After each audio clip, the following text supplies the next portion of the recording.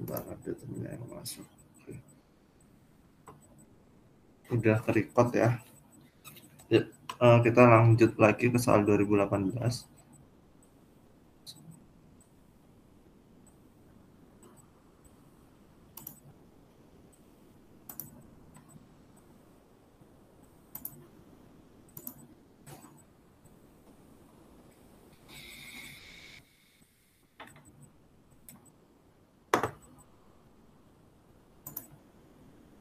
Yang ini ya, mungkin kemarin udah nomor 1 sampai 10.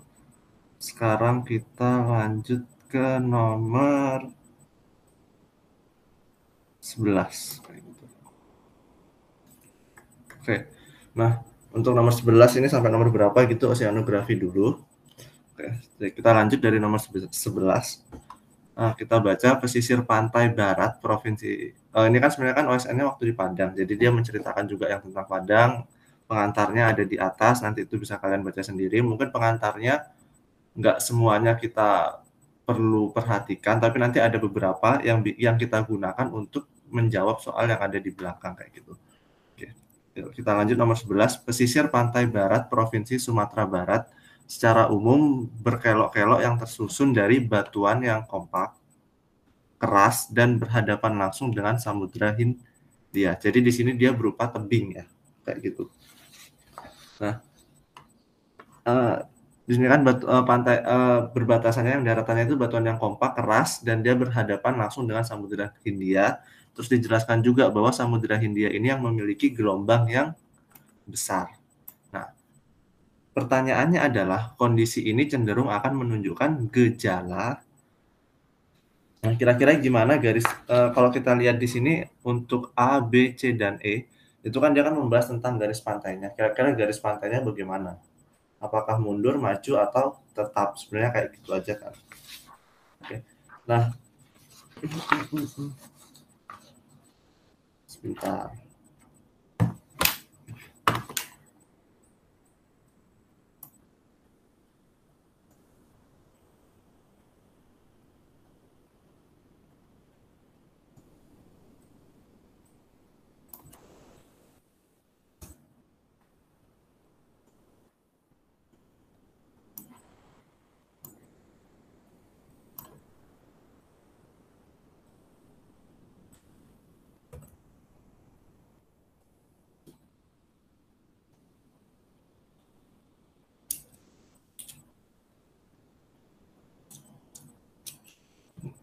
Nah, sebenarnya kan yang ditanya adalah kira-kira gimana garis pantainya. Jadi di sini ada batuan yang keras.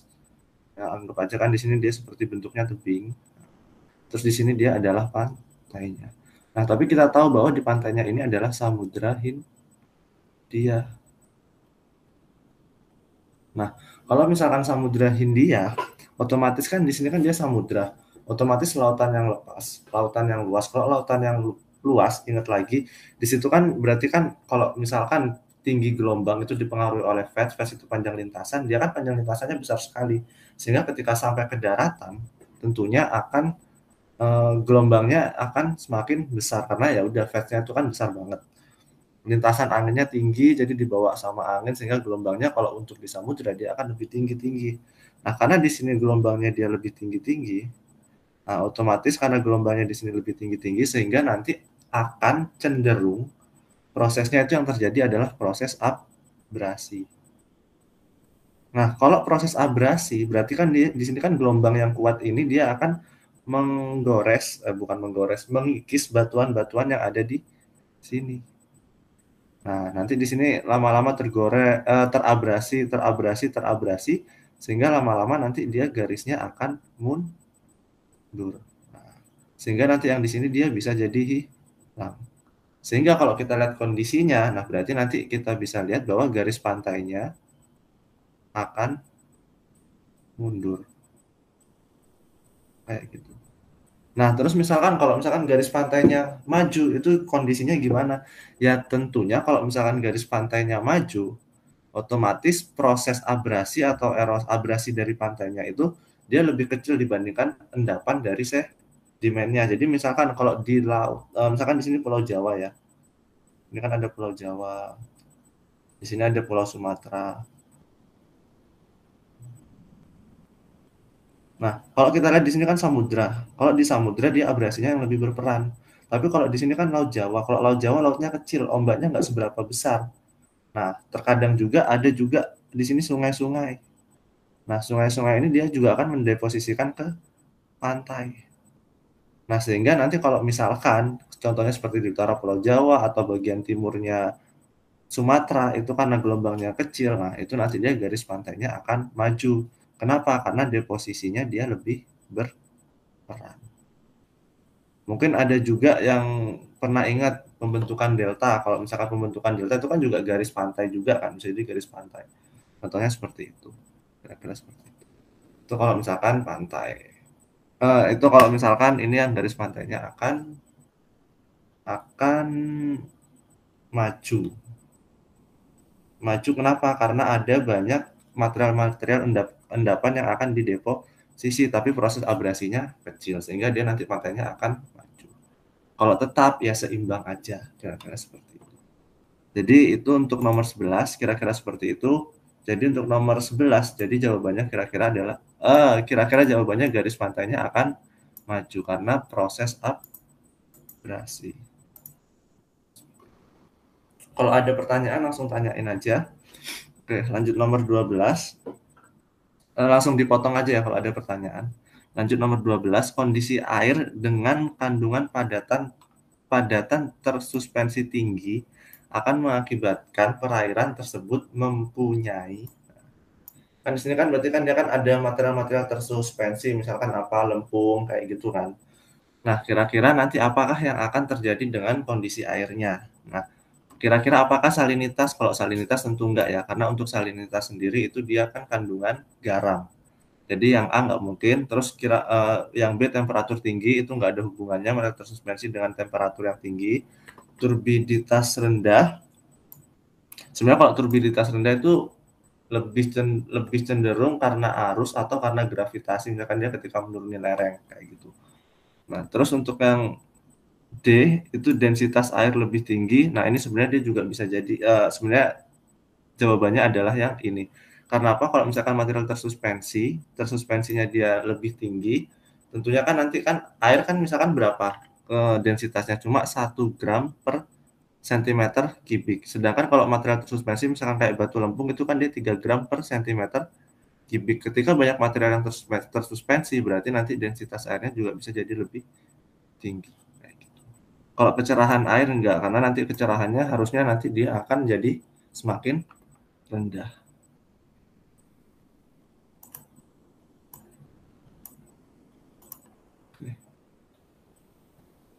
Nah, oke, terus untuk nomor 13. Untuk nomor 13 ini mungkin sering juga keluar. Nah, ini adalah salinitas kira-kira di tiap lintang kayak gitu kan. Nah, salinitas di daerah tropis jika dibandingkan dengan di daerah kutub akan cenderung, nah, sebentar ya sambil aku bukain dulu.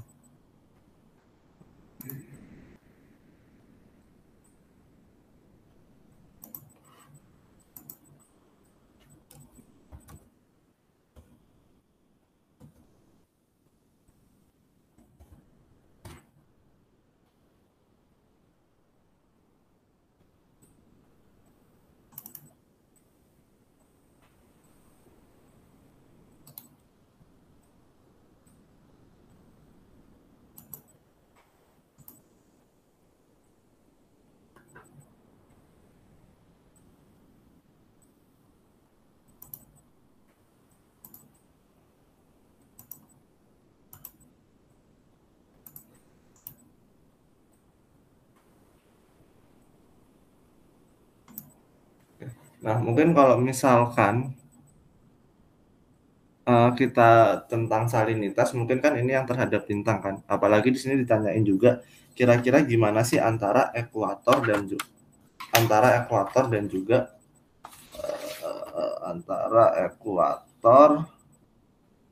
dan juga kutub kayak gitu kan. Ini adalah yang bawah ini adalah profil salinitas berdasarkan lintang. Nah, kayak gitu.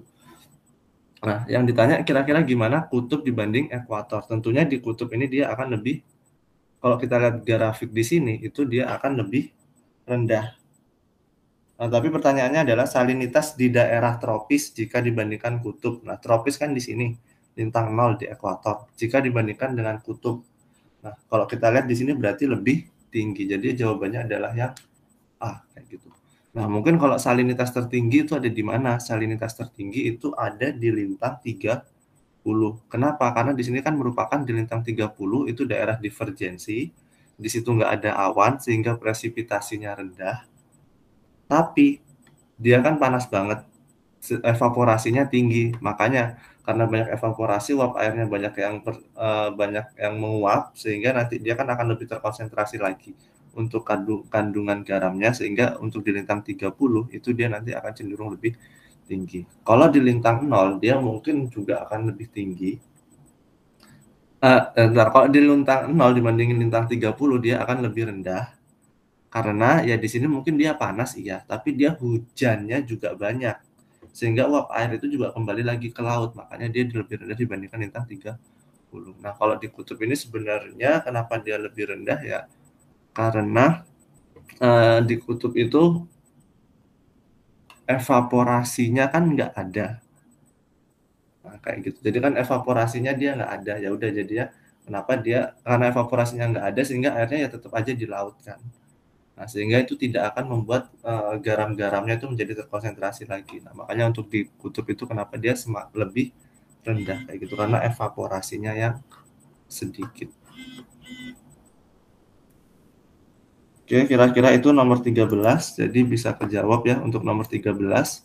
Gimana untuk salinitasnya itu adalah lebih tinggi. Hati-hati juga misalkan salinitas di daerah kutub jika dibandingkan tropis. Nah, kalau kutub dibandingkan tropis tentunya yang di kutub itu lebih rendah jawabannya. Tapi kalau tropis dibandingkan daerah kutub, oh itu berarti dia lebih tinggi. Hati-hati untuk soal yang kayak gini juga. Oke. Nah, oke. Nomor 14, arus laut adalah fenomena berpindahnya massa air dari suatu tempat ke tempat lain akibat berbagai proses. Nah, tolong bedakan juga antara sebelumnya, ini kan sambil bahas-bahas juga, antara arus laut dengan gelombang laut. Kalau arus itu dia disertai dengan perpindahan massa. Nah, tapi kalau misalkan gelombang laut, dia itu tidak disertai perpindahan massa, dia hanya gerak siklikal kayak gitu. Jadi dia cuma di dalam air itu cuma gerak aja muter, tapi tidak ada massa yang berpindah. Tapi kalau arus itu ada massa yang berpindah. Nah, di sini nomor 14, arus laut adalah fenomena berpindahnya massa air dari suatu tempat ke tempat lain akibat dari berbagai proses. Nah, adapun proses yang menyebabkan terjadinya arus laut adalah, nah ini sebenarnya nomor 14 ini ada di slide oceanografi ya. Slide platnas kayak gitu kan. Nah, kira-kira dia itu diakibatkan apa? Yaitu bisa juga diakibatkan karena perbedaan densitas dan juga temperatur air laut. Karena kan sebenarnya kalau gerak arus itu kan sebenarnya kan perpindahan. Sebenarnya kalau kenapa perbedaan densitas dan temperatur air laut mengakibatkan arus laut, ingat aja kalau densitas itu kan kayak sirkulasi termohalin. Nah, untuk sirkulasi termohalin itu kan dia juga karena suhu. Kan kalau misalkan dia suhunya dingin, dia akan mengecil sehingga dia akan lebih berat dia akan kepindah ke bawah. Itu kan berarti kan dia juga bergerak kan. Nah, itu juga bisa arus. Itu untuk arus yang dalam sih sebenarnya. Nah, tapi ya sebenarnya kan temperatur seperti itu, yaitu nanti temperatur juga secara nggak langsung mempengaruhi densitasnya. Jadi untuk nomor 14 itu adalah yang C. Ini ada kok di slide sebentar. Di slide oceanografi bahwa arus laut itu disebabkan karena densitas dan juga temperatur air laut. Ya memang terkadang juga kalau kita lihat misalkan angin yang ada di permukaan. Misalkan angin yang ada di permukaan itu kan dia kan juga mengikis, misalkan angin di permukaan itu dia mengikis permukaan yang ada di laut sehingga nanti beberapa air laut ini juga ada yang terbawa karena adanya angin, itu juga bisa. Tapi untuk di sini kan perbedaan arahnya yang nggak masuk akal, jadi ini juga yang salah. Kalau perbedaan suhu dan tekanan udara ini dia lebih mengakibatkan bukan pergerakan arus laut, tapi justru pergerakan massa udara di atmosfer atau terbentuknya angin. Yang ini kan yang ditanyakan lebih ke arus laut, jadi lebih spesifik yang C, kira-kira kayak gitu. Nomor 15. Grafik perbandingan antara temperatur air laut dengan kedalaman menunjukkan bahwa di perairan laut dangkal suhu tinggi, kemudian semakin dalam suhu semakin rendah dan tetap rendah terus sampai dalam. Fenomena perubahan suhu tersebut dinamakan, nah ini mungkin juga kalian udah tahu bahwa ini adalah, kan ini kan perbandingan temperatur yang menunjukkan perbedaan itu kan. Nah, fenomena tersebut disebut karena ini temperatur, berarti di sini adalah thermocline.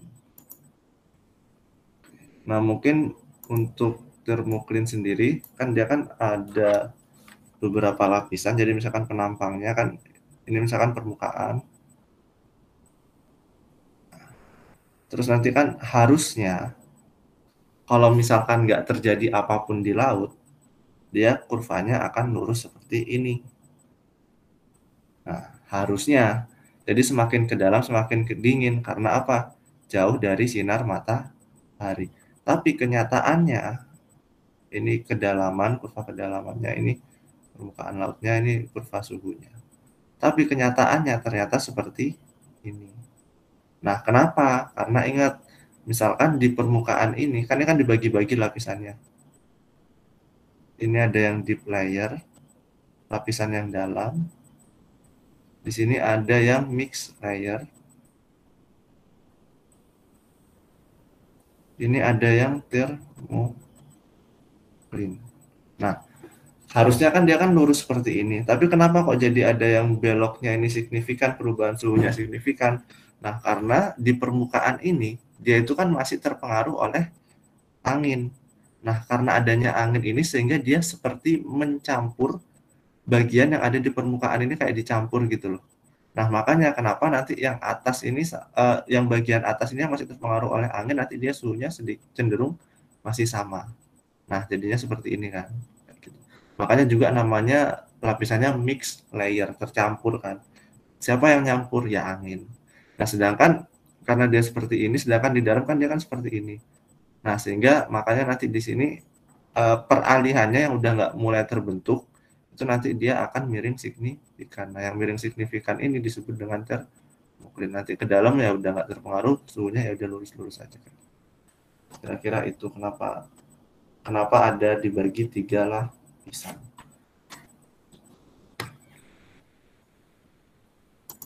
Oke, itu untuk nomor 15. Nah, oke. Terus untuk nomor 16. Nah, sebenarnya untuk nomor 16 ini juga aku belum menemukan jawabannya. Kenapa? Karena kan sebenarnya kita tahu kan, untuk A ini kan yang mixed layer, yang C ini kan yang deep layer. Untuk B1, B2 ini kan sebenarnya dia kan thermocline. Nah, hanya saja kan kalau kita lihat B2 itu kan yang bawah, yang dasar atau yang dalam. Nah, cuma aku di sini belum menemukan pembagiannya. Kira-kira yang pas itu apakah dasar, bawah atau dalam? Kayak gitu sih. Tapi yang jelas kalau ini lapisan dalam itu bukan ya, deep layer itu yang C. Nah, mungkin ini dia pembagian lapisan-lapisan thermocline. Nah, cuma di sini aku belum nemu kira-kira dia itu yang pas itu pembagiannya namanya itu apakah bawah, dalam, atau satunya apa? Dasar. Aku belum nemu. Ya mungkin PR juga buat aku. Untuk nomor 16 aku skip dulu karena aku belum nemu. Kira-kira seperti itu sih.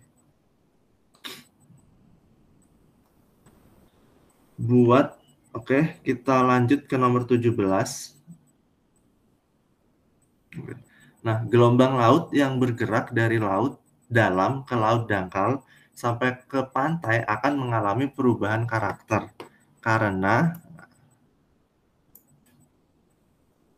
ini sebenarnya kan kalau kita lihat dari soal kan dia dari laut dalam ke laut yang dangkal kayak gitu kan. Nah, kira-kira dia kenapa bisa mengalami perubahan karakter ya? Tentunya karena adanya kedalaman air laut. Nah, kenapa kedalaman air laut bisa merubah karakternya? Ya sebenarnya kan ketika dia semakin, misalkan Ini pantai. Misalkan kan ini laut yang dalam. Nah, ini kan dia pantai, semakin dangkal, semakin dangkal. Nah, ini pantainya. Ini lautnya. Nah, kenapa kedalaman bisa mengubah karakter? Nah, tentunya apa sih yang berubah?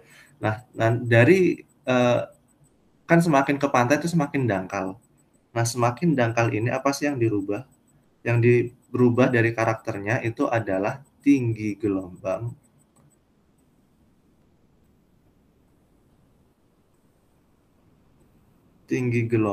dan juga panjang gelombang.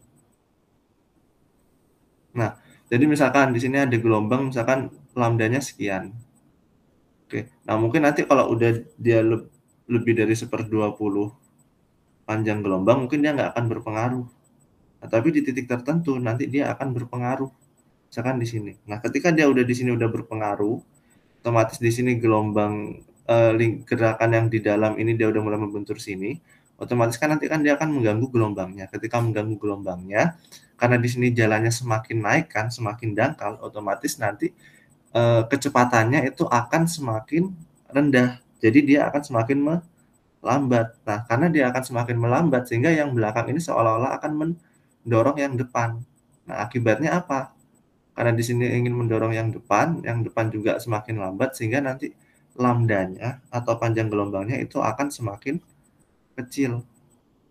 Nah, kompensasinya karena di sini dia ingin ke depan sehingga nanti tinggi gelombangnya akan semakin tinggi. Nah, makanya awalnya di sini nggak apa-apa ketika dia udah 1/20 dari panjang gelombangnya, nanti dia akan terganggu, terus dia kompensasi panjang gelombangnya akan semakin kecil. Nah, nanti semakin ke pantai, panjang gelombangnya semakin kecil, tapi tingginya akan semakin tinggi. Nah, kadang pada kondisi tertentu, gelombangnya akan menjadi pecah, kira-kira seperti itu sih.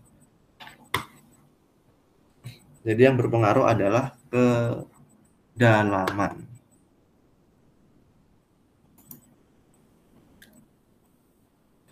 Nah, ini juga menjelaskan yang nomor 18. Saat gelombang laut dalam menjalar ke pantai, akan terjadi proses pendangkalan gelombang. Nah, gelombangnya ini akan semakin dangkal. Oleh karena itu, sifat gelombang akan mengalami perubahan sebagai berikut. Nah, seperti yang aku jelaskan tadi, berarti untuk panjang gelombangnya, dia akan menurun. Nah, panjang gelombangnya akan menurun, tetapi tinggi gelombangnya akan meningkat. Jadi 17-18 soalnya pembahasannya sama, jadi kira-kira seperti itu. Lanjut ke nomor 19. Oke. Kalau 19 ini tipe pasang surut ya. Ini kan grafik antara tinggi muka air laut berbanding waktu pengukuran akan menentukan tipe pasang surut air laut. Nah, apabila dalam satu hari hanya terjadi 2 kali pasang dan 2 kali surut. Nah, berarti kan kalau gini kan dia ganda. Karena apa? 2 kali pasang, 2 kali surut. Kalau tunggal kan 1 kali pasang, 1 kali surut. Nah, ini 2 kali pasang, 2 kali surut. Nah, ditambah lagi, ada penjelasannya lagi. Tetapi amplitudo pasang dan surut berbeda sedikit. Nah, seperti amplitudo harian tunggal. Nah, maka tipe pasang surutnya dinamakan. Jadi kan kalau di sini kan amplitudonya itu dia berbeda sedikit. Nah, berarti kan dia kan nggak berbeda jauh, berarti bukan yang campuran. Nah, karena di sini dia berbeda sedikit, berarti jawabannya ya udah pasang surut harian ganda. Kalau amplitudonya misalkan berbeda, itu bisa jadi yang pasang surut campuran harian ganda. Tapi yang ini yang seperti ini. Tipe pasang surut, aku yakin kalian pasti bisa lah. Oke, nomor 20. Ini global conveyor system ini sebenarnya nomor 20. Ya, kita baca lagi. Arus global yang mengalirkan massa air samudra yang berasal dari Samudra Pasifik melewati perairan Indonesia menuju ke Samudra Hindia dikenal dengan istilah Arlindo. Arlindo ini kepanjangannya Arus Lintas Indonesia, cuma disingkatnya Arlindo. Arus ini merupakan kondisi, nah sebenarnya tar aku cariin gambarnya dulu ya.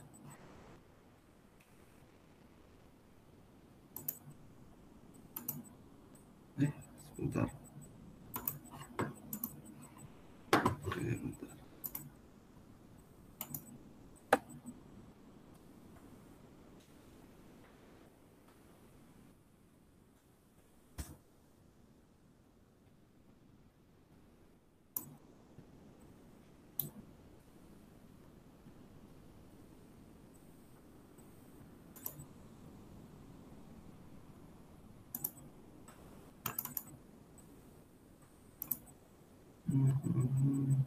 Sebentar.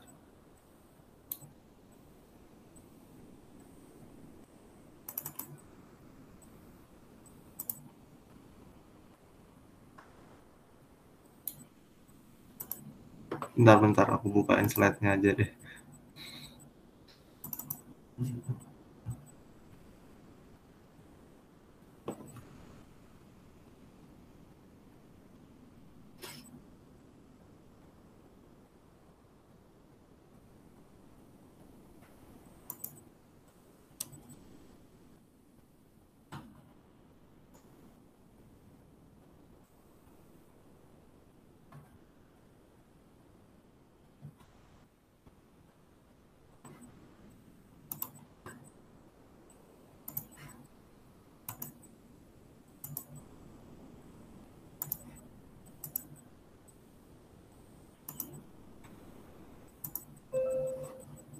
Nih.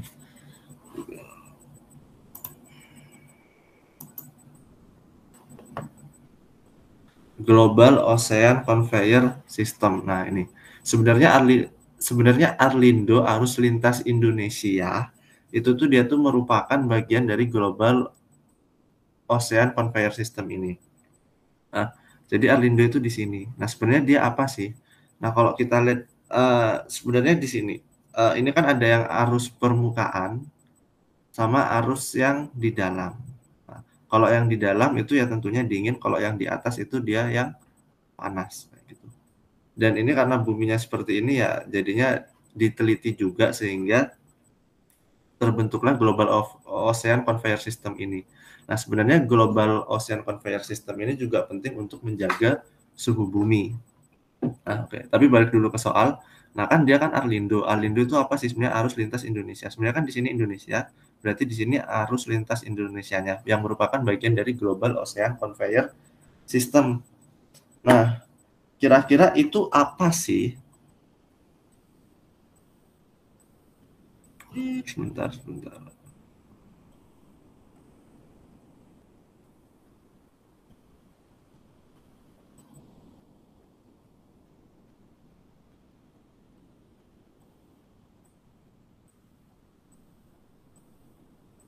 Oke. Nah, terus satu lagi, dia ini merupakan sirkulasi yang ada di laut dalam. Kenapa? Dia sebenarnya juga karena sirkulasi termohalin. Nah, cuma ketika digabungkan di seluruh dunia dia seperti ini. Jadi sebenarnya jawabannya apa? Dia itu merupakan arus dalam kan, kayak gitu.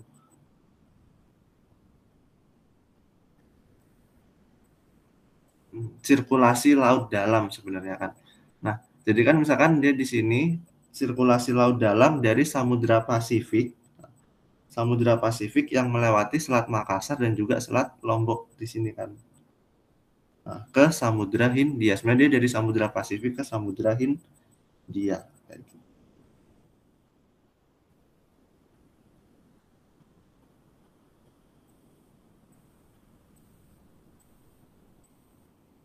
Sebentar arus.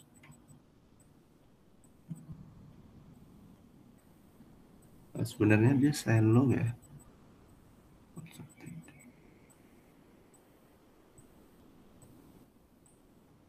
Sebenarnya dia dangkal ya. Sorry. Mungkin ini dia sirkulasi laut dalam itu kan maksudnya sirkulasi termohalinnya ya kayak gitu. Nah, kayak gitu. Nah, dia sebenarnya dari Samudra Pasifik ke Samudra Hindia kayak gini. Nah, kebetulan yang di Indonesia ini dia sifatnya adalah yang hangat. Hangat dan juga kenapa dia hangat? Karena dia yang dangkal. Nah, berarti kan sebenarnya dia adalah arus berarti dia sebenarnya adalah arus permukaan dari Samudra Pasifik yang melewati Selat Makassar dan Selat Lombok ke Samudra Hindia. Berarti jawabannya adalah yang. Nah, sebenarnya ini tadi aku juga sempat bilang kalau misalkan Global Ocean Conveyor System ini dia berusaha untuk menjaga suhu bumi nyaman dihuni seperti sekarang. Nah, kenapa? Karena dulu ketika zaman es, Indonesia ini kan sebagian dia kan lempengnya adalah lempeng benua, kerak benua. Nah, jadinya dulu ketika zaman es, dia itu kan di sini kan menyatu ya, daratan semua. Sehingga apa? Arusnya yang di sini akan tertutup. Ketika tertutup itu juga yang akan memperparah kondisi zaman es dulu. Kenapa? Karena arus panasnya ini dia terhambat. Jadi yang di sini tuh nggak ada arus hangatnya. Kenapa ya? Karena itu di sini pas Indonesia itu dulu pas zaman es itu yang memperparah zaman es juga, itu juga yang membuat arus panasnya itu nggak bisa tersalurkan ke seluruh dunia kayak gitu.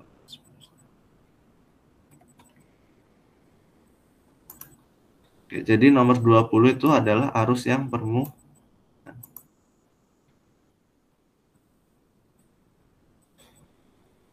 Oke. Mungkin itu untuk oceanografinya. Terus habis ini lanjut ke meteorologi. Terus kalau aku melihat juga soal meteo ini sebenarnya kayak harus hafal slide juga sih. Menurutku ya, hafal slide-nya Pak Zadra.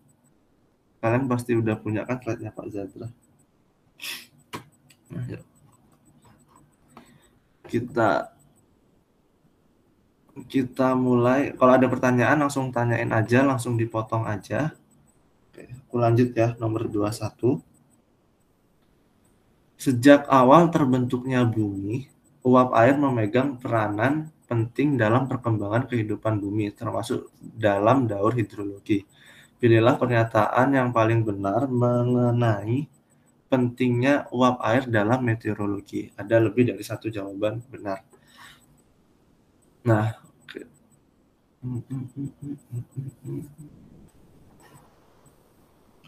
ini.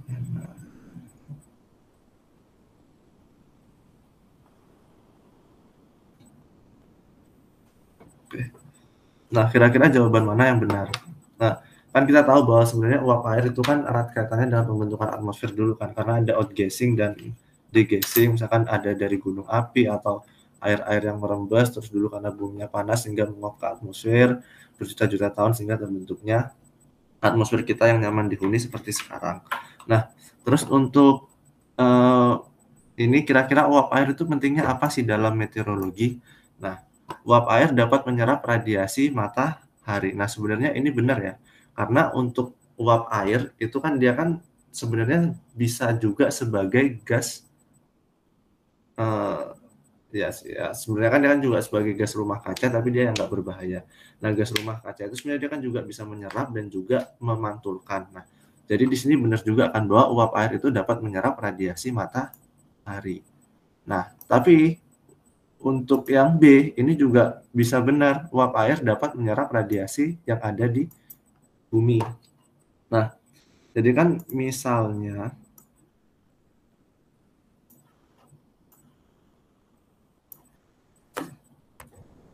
kan kalau uap air di meteorologi kan berupa awan lah ya, kira-kira seperti itu gampangnya.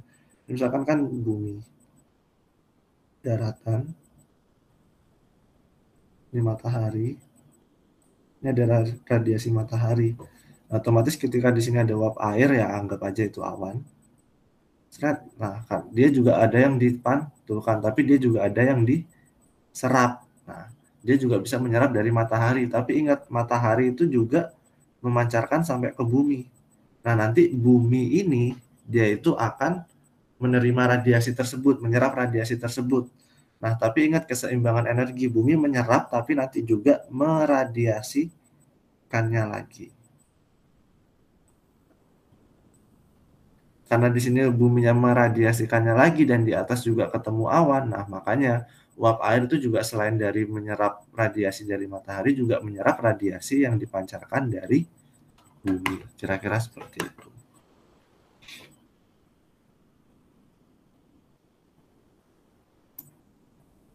Jadi A dan B benar. Terus untuk yang C, uap air di dalam atmosfer tidak mempengaruhi kestabilan atmosfer. Nah, salah ya, karena uap air di sini berperan penting dalam pembentukan cuaca dan juga mempengaruhi kestabilan atmosfer.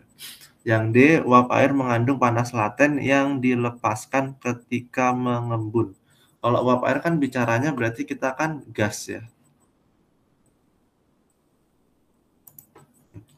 Kalau uap air dia mau mengembun.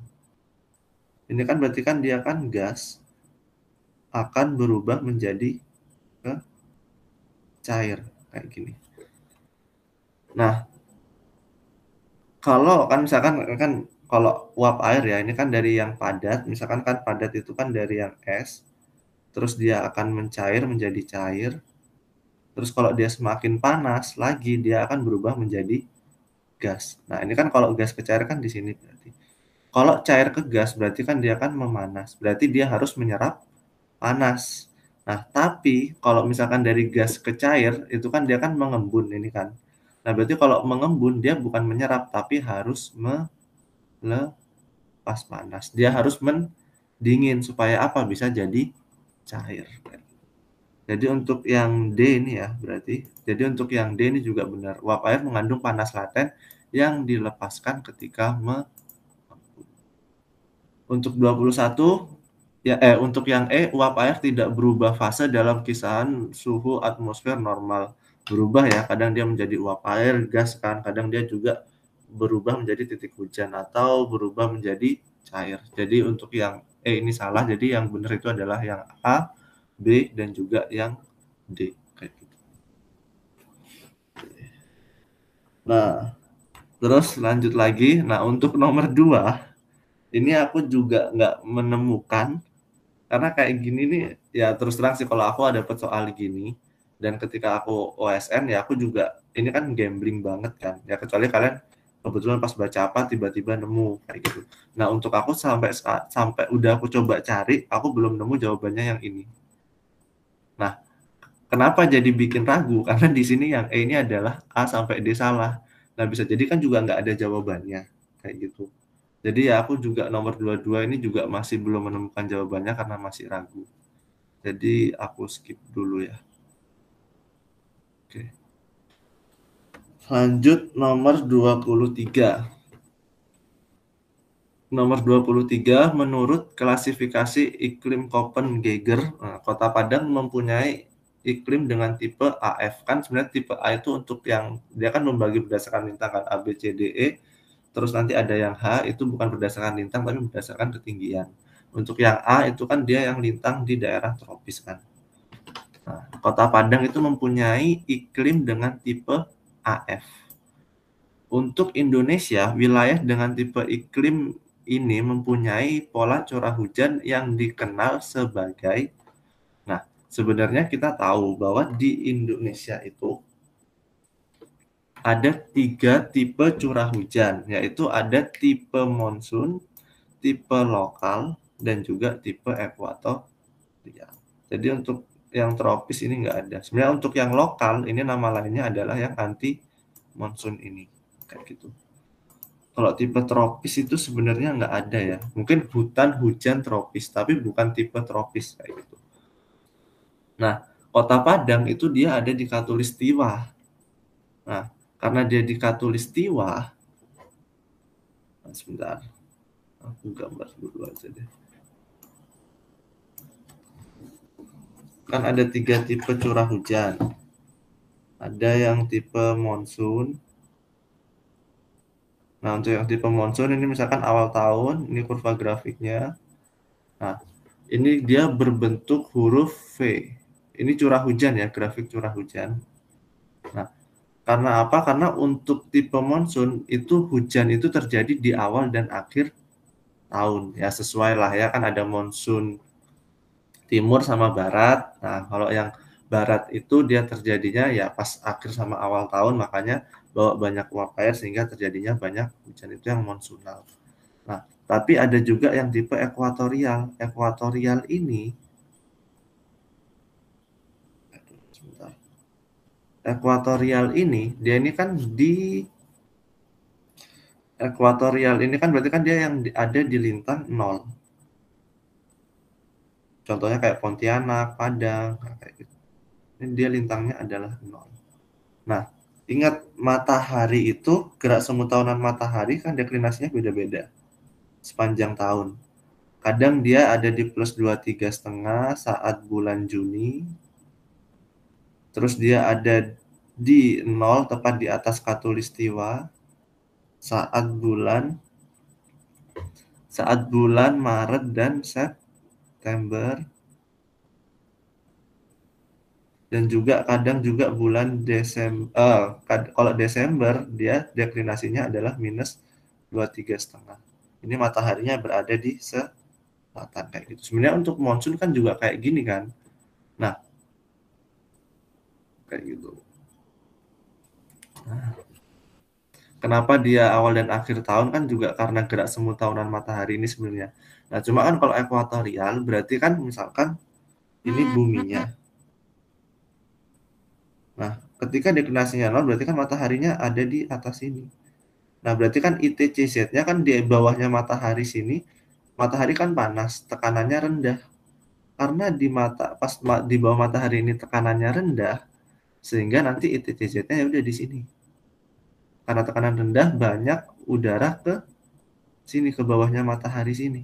Nah, sehingga apa? Banyak awan sehingga terbentuklah hujan. Nah, kalau tipe ekuatorial berarti kan dia kan di lintang ekuator.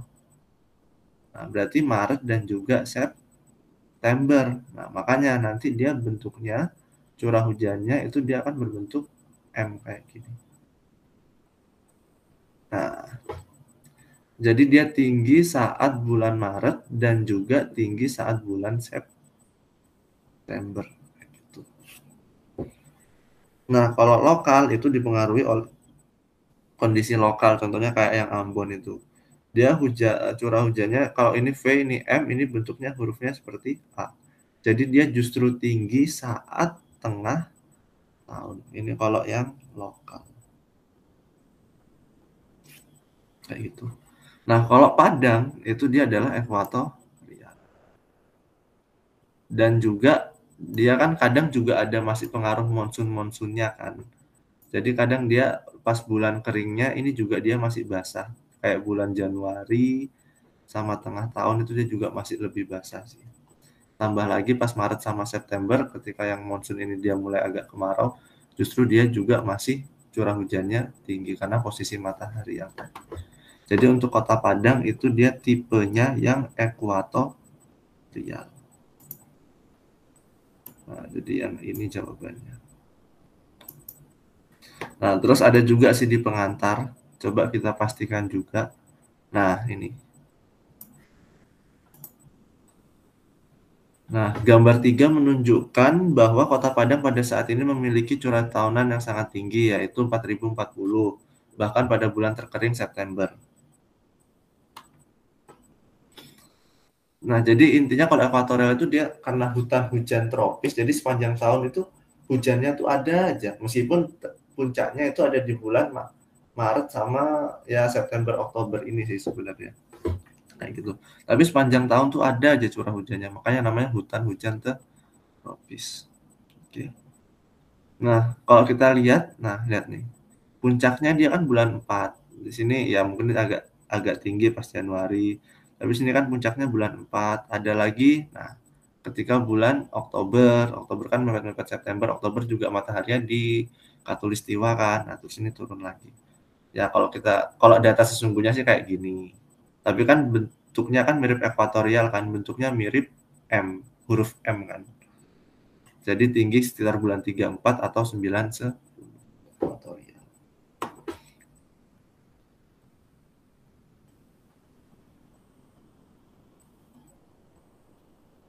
Oke, kira-kira seperti itu.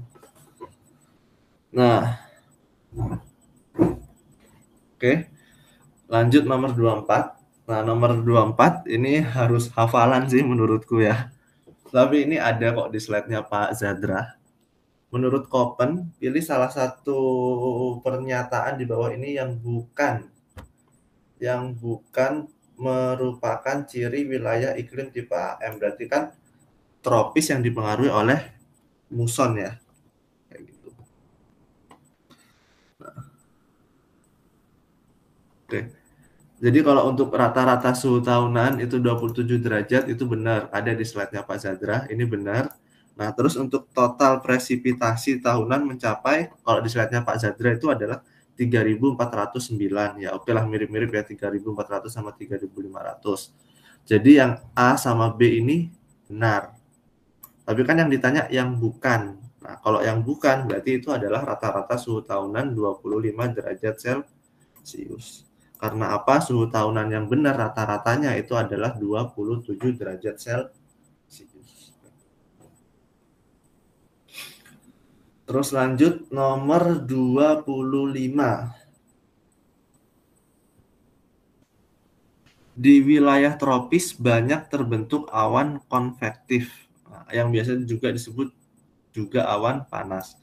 Tetes hujan dalam awan ini melalui proses, nah sebenarnya proses terbentuknya hujan itu ada dua sih. Bagaimana dia butir-butir uap air itu jadi jadi tetes-tetes hujan. Nah, sebenarnya itu prosesnya ada dua. Kalau misalkan dia itu di daerah tropis, itu prosesnya dinamakan tumbukan dan tangkapan. Nah, tapi kalau misalkan, nah jadi untuk nomor 25 ini sebenarnya jawabannya adalah yang C. Nah, tapi kalau misalkan yang ditanya di daerah lintang tinggi atau di daerah kutub, lintang tinggi atau kutub, proses hujannya itu melalui proses apa? Kalau di kutub itu dia adalah yang berground proses ini, berground foundation proses kayak gitu. Ya mungkin selain itu juga tahap-tahap hujan kan ada cumulus, matur, dissipating. Nah, tapi ini kan kira-kira yang tetes hujan itu kira-kira proses tumbuhnya gimana ya? Sebenarnya mudah aja, itu adalah tumbukan dan tangkapan. Ya kalau tumbukan tangkapan mekanismenya gimana? Ya sama aja sebenarnya. Jadi misalkan di sini kan ada uap air, dia ini kan bersatu jadi satu karena adanya inti kondensasi. Terus nanti dia kan bersatu, terus di uap airnya jadi makin besar, makin berat, dia ke bawah. Ketika dia turun ke bawah, di sini kan juga ada uap air yang lain. Nah, karena di sini ada uap air yang lain, otomatis dia ketika turun ke bawah akan bertumbukan dengan uap air yang lain. Jadinya gimana? Jadinya dia akan semakin besar. Semakin besar, oke, di sini ada uap air lagi banyak, dan dia nanti akan bertumbukan lagi, akan semakin besar dan akan membentuk tetes hujan. Gitu aja sebenarnya tumbukan dan tangkapan. Jadi dia numbuk dan juga nangkap kayak gitu. Tapi ini kalau di daerah tropis. Nah, kalau yang berground proses tadi itu gimana? Kalau yang berground proses itu sebenarnya sama aja. Dia nangkep-nangkep juga. Tapi di sini cuma kalau ini dia uap air, kalau ini tetes-tetes kayak yang salju, kristal-kristal salju. Ya, aku giniin aja ya, kristal salju, bukan matahari ya, ini kristal salju. Nah, karena di sini es itu dia, kalau misalkan kalian megang es, kan kadang kan pernah kayak lengket-lengket gitu kan. Nah, karena apa, dia sebenarnya juga bisa punya kemampuan menarik kayak gitu. Nah, jadi misalkan uap air yang di sini itu sama dia itu ditarik oleh esnya ini. Nah, udah intinya gitu aja, ditarik semakin banyak semakin besar, nanti esnya ini semakin besar ya udah jadi dah nanti akan terbentuklah salju itu aja. Mungkin kalau di tropis tumbukan dan tangkapan, kalau berground foundation tadi itu berground proses itu dia di lintang tinggi, itu aja bedanya. Intinya sama, numbuk atau yang satunya narik sehingga akan semakin besar. Mungkin juga kalau Pak Zadra itu juga suka jelasinnya, tetes hujan itu bentuknya itu takutnya jadi soal ya. Itu bukan bulat ya, tapi dia itu seperti kayak roti burger lah. Kan misalkan kan dia kan di sini kan ketika turun, nah, dia kan turun, tapi kan dia kan juga melawan kayak angin kan di sini kan kayak melawan tekanan yang ada di bawahnya kan. Nah, sehingga dia nanti nggak akan bulat seperti ini, tapi nanti dia akan seperti ini. Jadi kayak bunnya roti burger gitulah. Karena apa? Ada tekanan dari bawah. Ini kalau untuk bentuk tetes hujan yang sedang turun kayak gitu. Jadi juga bukan kayak air mata yang seperti ini, takutnya keluar. Tapi yang seperti ini. Kira-kira seperti itu.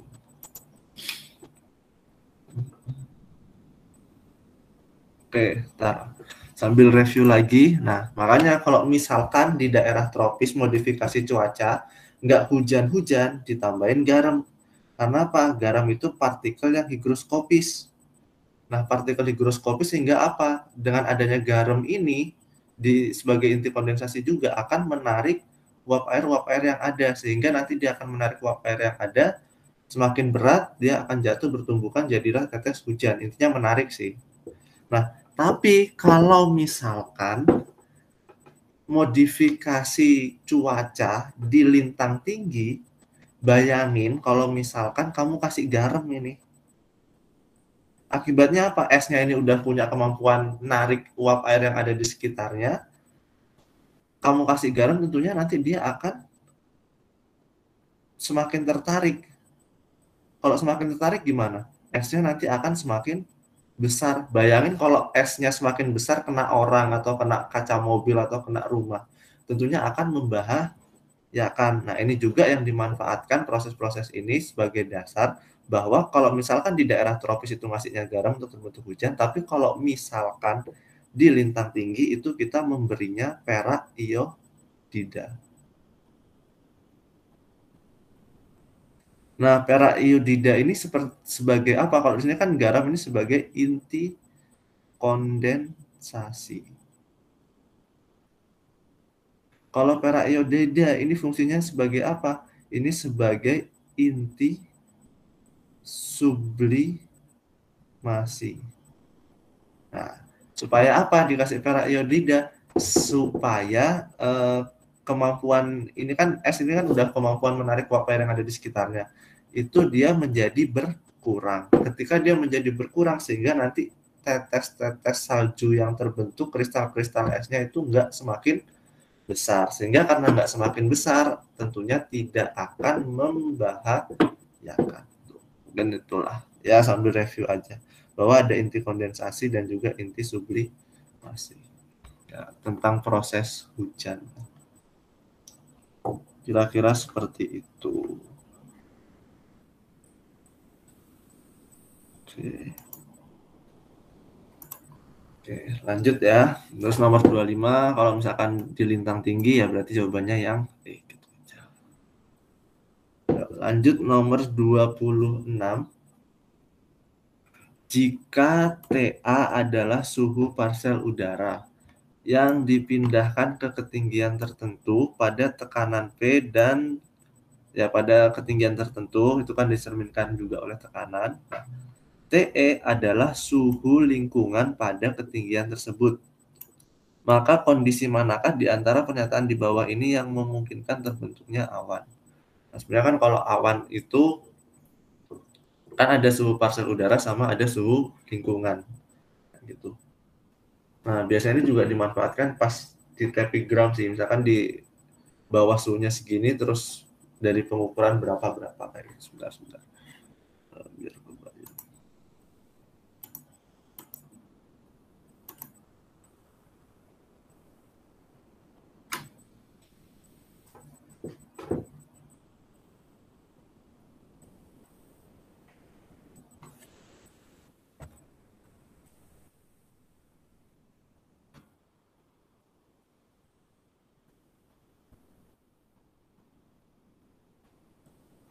mungkin kalau yang pernah lihat tapigram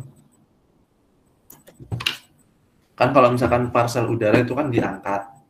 Jadi aku punya parsel udara, kira-kira kalau dia diangkat ke ketinggian tertentu, dia suhunya jadi berapa, yang kayak gitu loh. Nanti dia kenaikannya itu mengikuti apakah dia adiabatik kering atau basah. Tapi kalau temperatur lingkungan itu temperatur sesungguhnya. Jadi kalau misalkan di tapigram itu kira-kira gambarnya kan kalau temperatur Ini partikel udara ya naik sesuai dengan adiabatiknya, terus misalkan naik kayak gini. Tapi kalau temperatur lingkungan, nah itu dia dari pengukuran sesungguhnya. Pengukuran sesungguhnya misalkan menggunakan radiosonde, balon sonde itu loh, yang balon dia ke atas, semakin ke atas kan itu ada suhu dan kawan-kawannya itu dari situ. Nanti di sini diplot, oh misalkan seperti ini, oke. Nanti terus dianalisis. Nah, kira-kira oke, sebenarnya kembali gambarnya. Kira-kira seperti ini. Lupa gimana. Nanti di sini misalkan yang ini temperatur lingkungan kayak gitu. Nah, jadi nanti di sini juga kita bisa menentukan kira-kira awan konvektif terjadi di mana, awan mulai terbentuk di mana, itu sebenarnya beda-beda. Tapi sebenarnya kalau di mana awan terbentuk, itu dia ketika kapan sih awan terbentuk ya ketika partikel udaranya lebih dingin dari suhu lingkungannya. Karena kan dia kan juga lebih stabil, jadinya dia juga lebih dingin kayak gitu. Kira-kira seperti itu aja sih. Mungkin nanti kalau ada pembahasan tepigram lebih enak sih. Nah, cuma kan berarti kan suhu parsial itu kan lebih dingin, berarti kan kurang. Nah, sebenarnya itu kurang dari atau kurang sama dengan itu sebenarnya adalah yang kurang dari sama dengan yang ada sama dengannya sih. Karena pada saat itu ya itulah mulai terbentuk awan. Oke, lanjut untuk nomor 27. Jika proses yang dialami radiasi matahari dalam memasuki sistem bumi atmosfer pada suatu wilayah digambarkan pada gambar di samping. Berapakah nilai albedo sistem bumi atmosfer? Ingat, kalau yang namanya albedo itu adalah yang dipantulkan. Ya.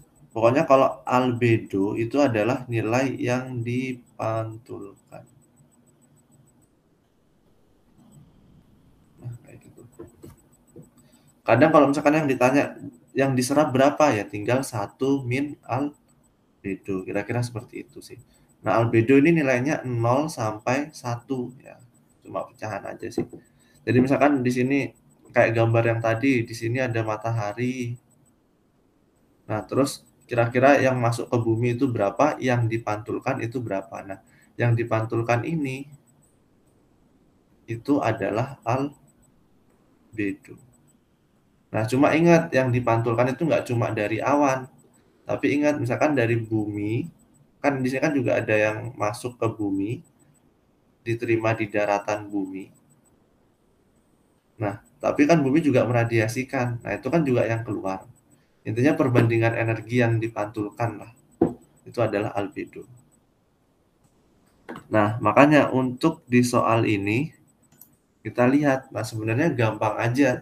Tinggal kita lihat kira-kira yang keluar itu berapa. Itu adalah albedonya. Nah, kan kalau kita lihat di sini ada 100, misalkan semuanya kan 100. Dari skala 100 itu, oh ternyata ada yang dipantulkan 16 oleh awan. Misalkan ini dipantulkan oleh apa ya, 18. Misalkan ini awan, ini dipantulkan 16. Ini bisa jadi uap air ya mungkin. Kalau uap air dia cuma 6. Nah, terus ada lagi yang diradiasikan oleh bumi itu sejumlah 4. Berarti kan yang balik ke angkasa lagi itu kan yang dipantulkan. Nah, itu adalah albedo. Kira-kira albedonya berapa? Ya udah, ini berapa? 16. Tambah 6 tambah 4. 16 tambah 4, 20. Ditambah 6, berarti 20. Sebenarnya itu albedo 100, sebentar. 0 sampai 1. Nah, sebenarnya kan kalau gini kan kalau dia dari 100, sebenarnya berarti dia adalah 0,26. Albedonya sebenarnya 0,26 gitu. Tapi kan di soal nggak ada, ya udah nggak apa-apa, ikutin aja. Bahwa yang dipantulkan itu adalah 26. Gitu aja kok albedo.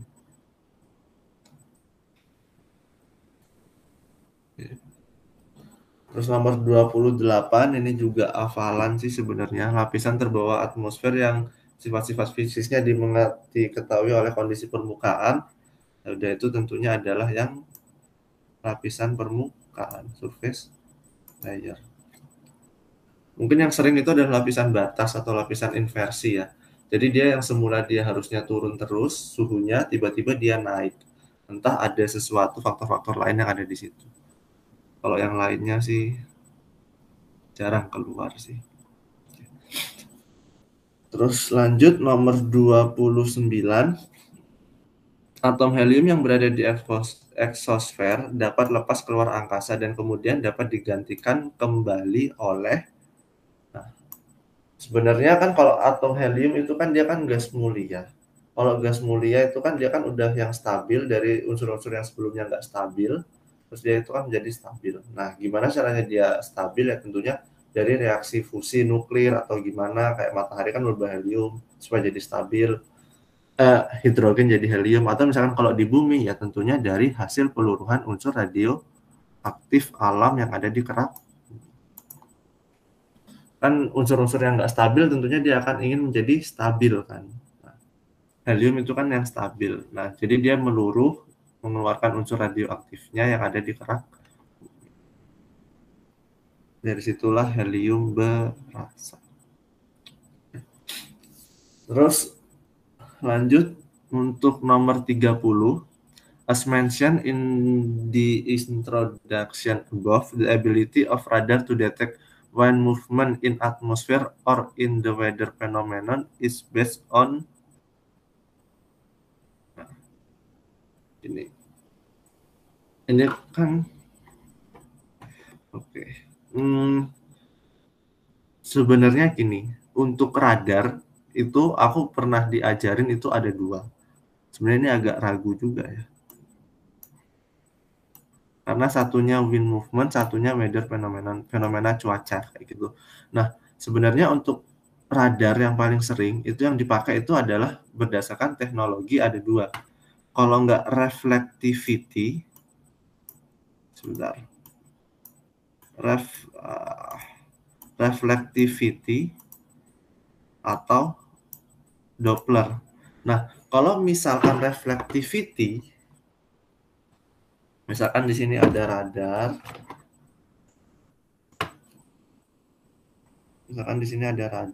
anggap aja kayak gini ya radarnya.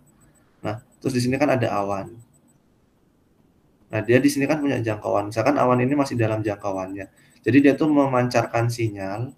Nah, nanti misalkan kalau di sini ada awan, dia akan kembali lagi. Nah, itu untuk melihat apa? Kalau awan kan kandungan uap air.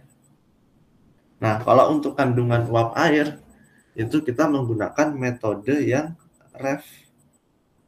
reflectivity. Jadi pemantulan. Kira-kira yang dipantulkan kembali itu seberapa banyak, itu mencerminkan uap airnya juga akan seberapa banyak.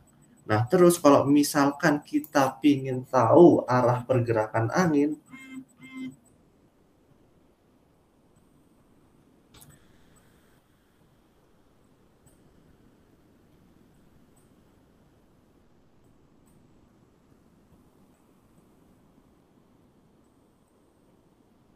nah, terus kalau misalkan di sini radar yang satunya untuk pergerakan angin, kira-kira angin ini geraknya ke sana atau ke sini. Nah, itu dia menggunakan Doppler. Dia sinyal, nah terus kita tahu. Terus di sini menggunakan teknologi Doppler. Karena apa? Dari Doppler itu kita bisa tahu kira-kira dia menjauhi atau mendekati. Misalkan kalau gini, tiba-tiba anginnya bergeraknya menjauh, berarti ke arah sana. Tapi kalau anginnya mendekat, itu kita menggunakan Doppler untuk pergerakan angin. Nah, cuma di sini ambigunya, kalau kita baca lagi, radar untuk mendeteksi wind movement. Kalau wind movement, otomatis yang kita gunakan adalah Doppler. Nah, tapi kalau fenomena cuaca, itu kan dia kan erat kaitannya sama uap air. Kalau kita ingin tahu seberapa banyak uap air, nanti kan kalau uap airnya banyak berarti di situ ada awannya. Awannya seberapa tebal. Nah, itu kan juga fenomena cuaca kan. Itu menggunakan yang reflectivity. Kayak gitu. Jadi tergantung ini mau yang fenomena cuaca, pingin tahu uap air atau pingin ke arah angin. Kalau arah angin pakai Doppler reflectivity dia uap air. Kalau kalian ingin tahu soalnya, contohnya, coba buka IESO Practical Test yang Taiwan 2009. Itu nanti kelihatan. Kalau misalkan dia siklon itu gambarnya kayak gimana, itu ada. Nah, mungkin nanti aja lain kesempatan. Coba itu. Cuma itu contoh soalnya ada di ISO 2009 yang Taiwan kalau nggak salah. Yang praktikal test. Nanti disuruh nentuin kira-kira anginnya tuh ke arah mana, ini kira-kira siklonnya tuh siklon atau antisiklon kayak gitu sih, lebih ke kayak gitu. Permisi Kak, mau Ya. boleh nanya? Yuk silahkan. Tapi soal yang agak atas Kak. Yang mana? Nomor 13 tapi. 13 tadi itu yang masih awal-awal. Oke, Saya mau bertanya, mengapa di lintang utara dia lebih amplitude apa salinitasnya tadi kan antara yang di mana di 25 yang di lintang utara sama yang di kutubnya amplitudenya lebih besar salinitasnya, sedangkan di kutub selatan dia lebih kecil. Salinitas ya juga ya. Tadi kan kalau kita lihat di gambarnya benar sih.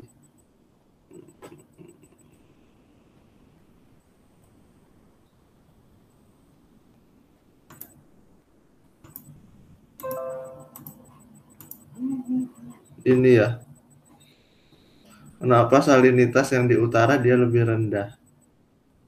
Padahal sebenarnya kalau pakai konsep yang tadi, kutub selatan itu lebih tinggi. Lebih tinggi. Sebentar ya.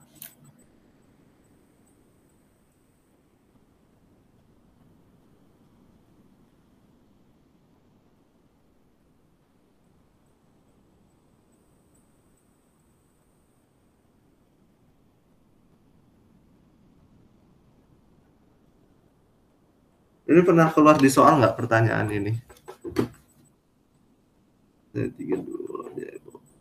Kurang tahu Kak, tapi saya kepikiran saja. Iya sih benar. Maksudnya kan kalau sebenarnya dari suhu, kalau dari suhu itu evaporasinya tentunya masih lebih tinggi yang di utara. Coba aku jadiin PR dulu ya, daripada aku jawab terus nanti jadi salah. Kemungkinan nanti ketemunya masih hari Jumat sama aku lagi kok kayak gitu. Di keep dulu ya. Baik Kak, makasih Kak. Yang lain ada pertanyaan lagi nggak? Nggak apa-apa, tanyakan aja.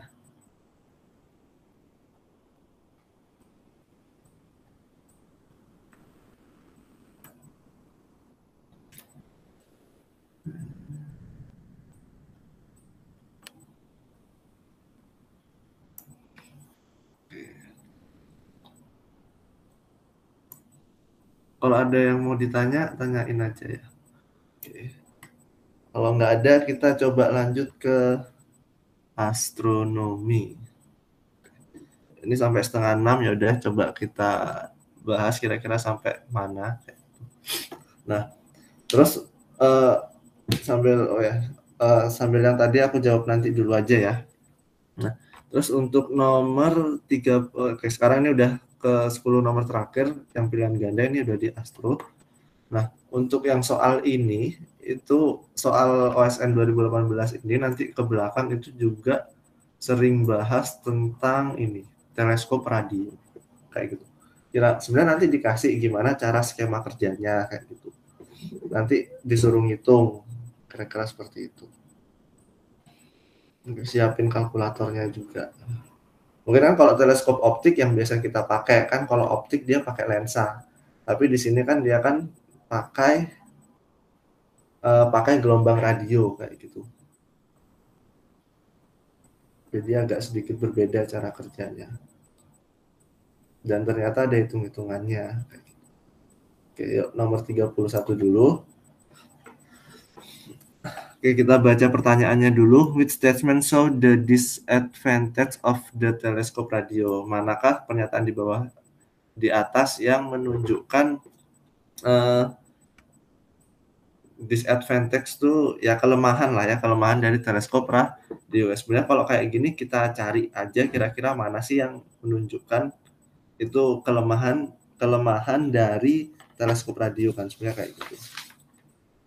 Nah, cuma dari sini kalau kita baca dari yang paling jelas, itu yang paling jelas itu adalah D sama E sih, 45. In order to get a detectable signal radio telescope require lag correcting area. Tuh. Karena apa? Dia membutuhkan jarak yang jauh. Karena kan untuk teleskop radio dia itu nggak cuma satu, tapi dia bisa butuh dua atau butuh banyak kayak gitu.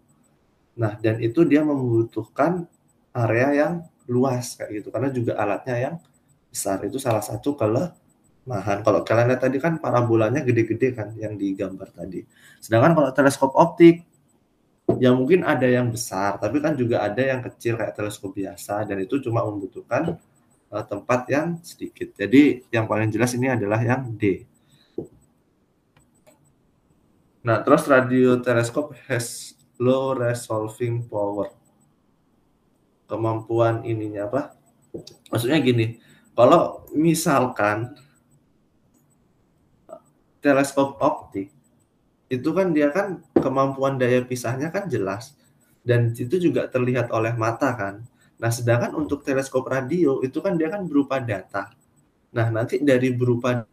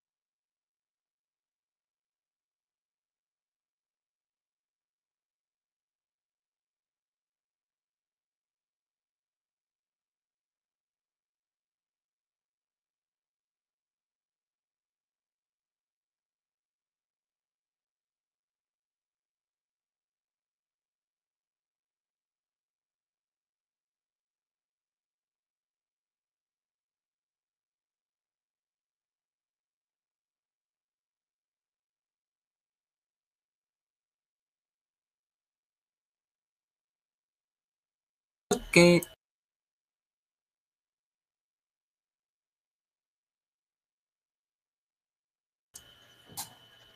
Jadi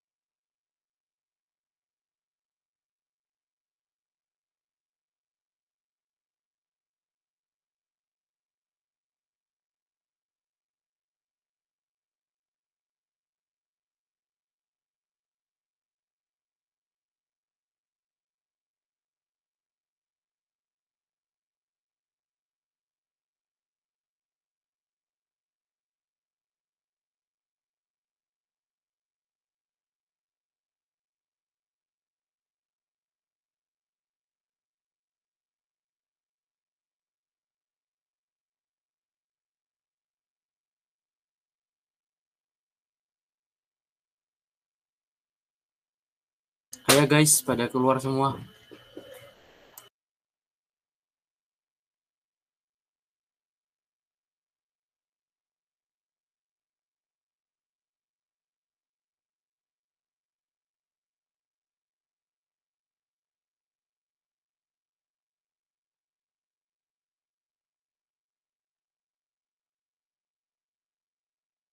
Pada betah semua ya.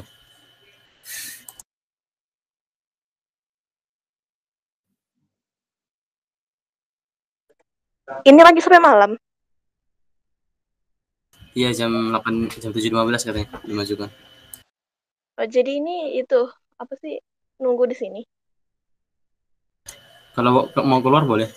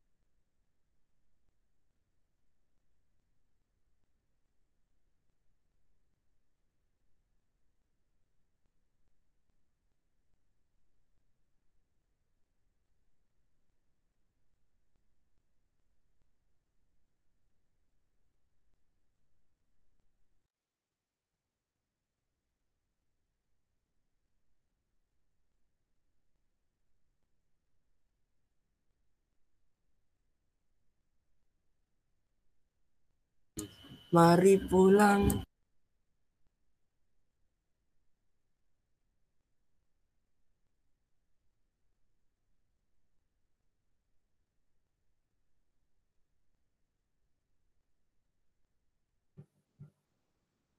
Itu tadi yang keluar Kak Amin ya? Iya, yang Guild Master Class kan? Iya. Ya, berarti kita harus stay, karena kalau enggak recordingnya.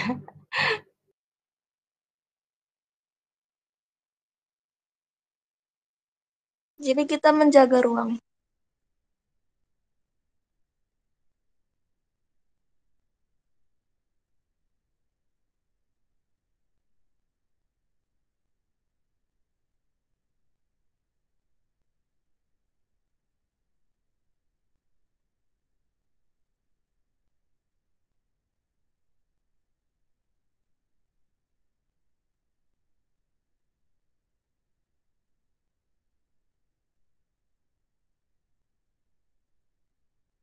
Kirim Ada yang mau nggak? ngisi?